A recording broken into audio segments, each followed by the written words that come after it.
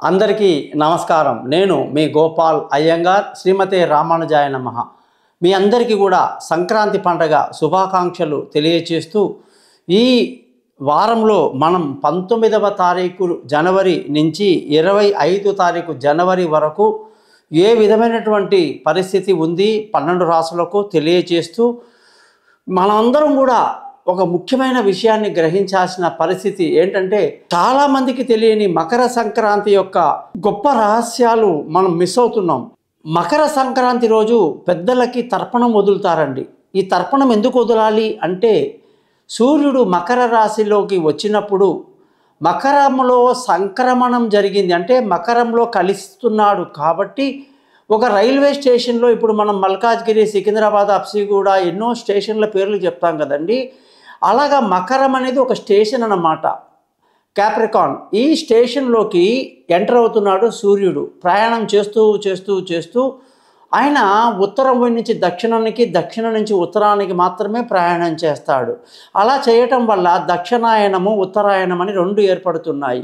ఎప్పుడైతే మకర రాశిలోకి సూర్యుడు ఎంటర్ అవుతున్నాడో దానిని మనము మకర సంక్రమణము, మకర సంక్రాంతి అంటున్నాం.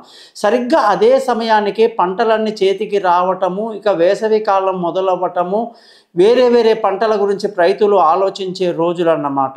పంటలన్నీ చేతికి వచ్చిన తర్వాత ధాన్యాలన్నీ కూడా చక్కగా సర్దుకొని ఆ ధాన్యాలు వచ్చిన సంతోషంలో ప్రపంచంలో ఉన్న మొత్తం రైతుల సంఖ్య దాదాపు 90% మంది వ్యవసాయం చేసే వాళ్ళే ఉంటారు. వాళ్ళందరికీ కూడా పండగ కాబట్టి ప్రపంచానికి ఇది పండగ. భారతదేశము వ్యవసాయ దేశం కాబట్టి ఇక్కడ పల్లెటూర్లలో కొన్ని లక్షల పల్లెటూళ్ళు ఉంటాయన్నమాట. మరి అలాంటి పల్లెటూళ్ళల్లో పంటలు చేతికి రావటం, పండగ చేసుకోవటం, ఈ పిల్లా చెల్లెలతో ప్రతి రైతు కుటుంబంలో ఆనందం వెల్లివిరుస్తుంది. ఈ పండగ యొక్క గొప్పతనం ఏంటంటే, ఎప్పుడైతే సూర్యుడు మకర రాశిలోకి వస్తే ఆయన ఉత్తరం వైపు వెళ్తున్నాడు అనమాట. దీనిని ఉత్తరాయణము అంటారు. ఇక్కడ మకరం, కుంభం, మీనం, మేషం, వృషభం, మిథునం, కర్కాటకం అంటే 6 నెలల లోపల ఆయన కర్కాటక రాశిలోకి వచ్చేసరికి దక్షిణాయనం మళ్ళీ స్టార్ట్ అవుతుంది. 6 నెలలు ఉత్తరాయణం ఉంటుంది. ఉత్తరాయణము చాలా పుణ్యకాలం అంటారు. భగవద్గీతలో కృష్ణుడు సొంతంగా తన నోటితో అన్న మాట, ఉత్తరాయణ కాలములో మరణిస్తే చాలా చాలా మంచిది, వాళ్ళు సద్గతిని పొందుతారు అని చెప్పేసి చెప్పడం జరిగింది. ఈ విధంగా ఉత్తరాయణం యొక్క గొప్పతనం ఆల్రెడీ చెప్పడం జరిగింది.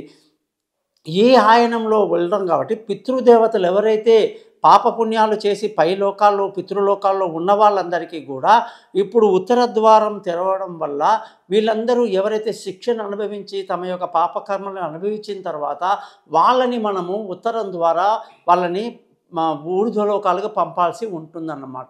అందుకోసము మనమందరం కూడా ఈరోజు ప్రత్యేకంగా పితృదేవతలకి తర్పణాలు వదులుతాం. తర్పణం వదలడం వల్ల పితృదేవతలు శాంతిస్తూ వాళ్ళని మనల్ని ఆశీర్వదించి, నాయనా మాకు గేటు తీశావు, తలుపు తీశావు, ఇక మా మార్గం సుగమమైంది అని చెప్పేసి వాళ్ళందరూ కూడా ఉత్తరాయణం ద్వారా, ఉత్తర ద్వారం ద్వారా వాళ్ళు వైకుంఠానికి, ఇతర లోకాలకు చేరుకుంటారని మన యొక్క మాట చెప్తారనమాట. కాబట్టి ప్రతి ఒక్కళ్ళు కూడా సంక్రమణం రోజే కాదు, అలాగే ప్రతి అమావాస్య కూడా పితృదేవతలకు ఎవరైతే తర్పణం వదులుతారో వాళ్ళ కుటుంబంలో పిల్లలు సంతోషంగా ఆనందంగా ఉండడమే కాదు, ఏ భగవంతుడు ఉన్నాడా లేడా, వాళ్ళ తత్వాలు ఇప్పుడు ఉన్నాయా లేవా అవన్నీ తర్కాలు వద్దు. హిందూ మతంలో ఉన్న దేవుళ్ళే నిజమా, కిరస్తానిలో దేవుడు అబద్ధమా, ఇంకో షిరిడి సాయిబాబా అనేవాడు దేవుడా కాదా, ఎన్నో వస్తుంటాయి జనాలకి డౌట్స్, గొడవలు.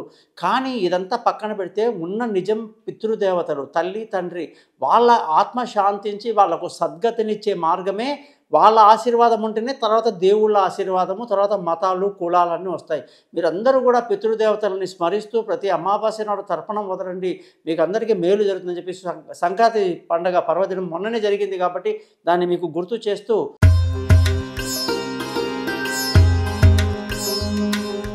మిథున రాశి వాళ్ళందరికీ కూడా 19వ తారీఖు జనవరి నుంచి 25 జనవరికి కానీ చూసుకుంటే అష్టమంలోకి సూర్యుడు రావడం అనేది వీళ్ళకి అస్సలు మంచిది కాదు. అష్టమంలో సూర్యుడు రావటం వల్ల మిథున రాశి వాళ్ళందరికీ ఆరోగ్యపరమైన సమస్యలు ఎక్కువగా ఉంటాయి. వాహనాలు నడిపేటప్పుడు, ఏదైనా చేసేటప్పుడు జాగ్రత్తగా చేయడం మంచిది. సాహసవంతమైన పనులు చేయటానికి ఇది అనుకూలంగా లేదు. బంధువులతో, స్నేహితులతో ఊరికినే చికాకులు, గొడవలు అవన్నీ ఉండే అవకాశాలు ఉంటాయి. కాబట్టి అవన్నీ కూడా మీరు జాగ్రత్తగా ఉండాల్సిన పరిస్థితి మకర సంక్రమణంలో జరిగిందన్నమాట. అలాగా ఈ రాశి వాళ్ళందరికీ కూడా మంచి ఔత్సాహికంగా సంతోషంగా ఆనందంగా మంచి ఆత్మబలంతో మంచి విందులు వినోదాల్లో పాల్గొనడం అన్నీ చేస్తారు. కానీ ఇలాంటి విషయాల్లో కొంచెం జాగ్రత్త వహించడం ఎంతైనా మంచిది. ధన ఆదాయం బాగుండి, కుటుంబ సంతోషం బాగుండి, పిల్లల చదువులో పురోగతి చూస్తూ బాగుంటారు. విలువైన వస్తువులు, భూములు, ఇల్లు, వాహనాలు ఇతరత్రా అన్నీ కూడా కొనడానికి ఎంతో అనుకూలంగా ఉంటుంది. ఉద్యోగం చేసేవాళ్ళు కొంచెం జాగ్రత్తగా ఉద్యోగాన్ని చూసుకోవటం మంచిది. లేనిపోని సాహసాలు చేయటం ఇప్పుడు మంచిది కాదు. భార్యాభర్తల మధ్య చిన్న చిన్న గొడవలకి, మిస్అండర్స్టాండింగ్‌కి, అసంతృప్తికి కారణాలు ఉంటాయి. దానివల్ల లేనిపోని గొడవలు పెద్దగా అవుతాయి. జాగ్రత్తగా ఉండడం మంచిది. ప్రేమికులకు అంత అనుకూలంగా లేదు. దూరంగా ఉన్న భార్యాభర్తలు కలుసుకోవడానికి కూడా అంత అనుకూలంగా ఇప్పుడు కనిపించటం లేదు. ఈ రాశి వాళ్ళందరికీ కూడా ప్రయాణాలన్నీ కూడా లాభదాయకంగా ఉంటుంది. విదేశీ ప్రయాణాలు లాభదాయకంగా ఉంటుంది. తెలివైన నిర్ణయాలు తీసుకుంటారు. పిల్లలతో బాగా ఎంజాయ్ చేస్తారు. వాళ్ళ భవిష్యత్తు గురించి ఎక్కువ ఆలోచిస్తారు. ఆరోగ్యం మాత్రం జాగ్రత్తగా చూసుకోవాలి. ఆరోగ్యపరంగా చిన్న చిన్న చిక్కులు, ఇబ్బందులు అన్నీ ఉంటాయన్నమాట. శత్రువుల మీద కూడా ఒక కన్నేసి ఉంచడం మిథున రాశి వాళ్ళకి ఎంతో మంచిది, మేలు జరుగుతుంది. పార్ట్నర్‌షిప్‌లో వ్యాపారాలు బాగా కలిసొస్తాయి. అదృష్టం బాగుండి, తండ్రి పెద్దల ఆశీస్సులు బాగుండి, వాళ్ళ ఆశీస్సు వల్ల మీరందరూ కూడా సంతోషంగా, ఆనందంగా ఈ వారం గడుపుతారు. ముఖ్యంగా పెద్దల నుంచి రాసిన ఆస్తిపాస్తులన్నీ ఖచ్చితంగా వస్తాయి. అలాగే వ్యాపార పరంగా చాలా మంచి లాభాలు, వ్యాపారంలో చాలా ఉన్నత స్థితిలోకి చేరుకునే అవకాశాలు లేకపోలేదు. ఈ రాశి వాళ్ళకి మొత్తంగా చూసుకుంటే మనకి ఆదిత్య హృదయం రోజు చదువుకోవటం, విష్ణు సహస్రనామం చదువుకోవటం ఎంతో మేలు చేస్తుంది. ఈ రాశిలో మృగశిర నక్షత్రం వాళ్ళు తెల్ల పగడాన్ని ధరించడం, ఆరుద్ర నక్షత్రం వాళ్ళు గోమేధికం రాయిని ధరించడం, అలాగే పునర్వసు నక్షత్రంలో పుట్టిన వాళ్ళు కనకపుష్య రాగాన్ని ధరించడం ఎంతో మంచిది. 16,000 జపాలు, 18,000 జపాలు, 7,000 జపాలతో ఈ రాళ్ళు మన దగ్గర ఉంటాయి. వీటికి ఒరిజినల్ సర్టిఫికెటు, 3 క్యారెట్ బరువు ఉన్నది, సిల్వరు, మేకింగ్ ఛార్జీ, పూజ సర్టిఫికెట్‌తో సహా మన దగ్గర అవైలబిలిటీ ఉంటుంది. దీనిని మనం ఉంగరంగా పెట్టుకోవచ్చు, మెడలో డాలర్‌గా కూడా వేసుకోవచ్చు. ఈ విధమైనటువంటి ఈ పరిహారం చేసుకుని మీరందరూ కూడా మీ జాతకాలు తెలుసుకోవటం, ఏ దశ జరుగుతుంది అన్నీ చేయండి. ఈ ఛానల్ని సబ్స్క్రైబ్ చేయడం అస్సలు మర్చిపోకండి. ముఖ్యంగా విష్ణు సహస్రనామం ఆదిత్య హృదయం ఈ వారం మీ అందరూ చదవాలని చెప్పేసి చాలా క్లియర్గా చెప్పటం జరిగిందన్నమాట.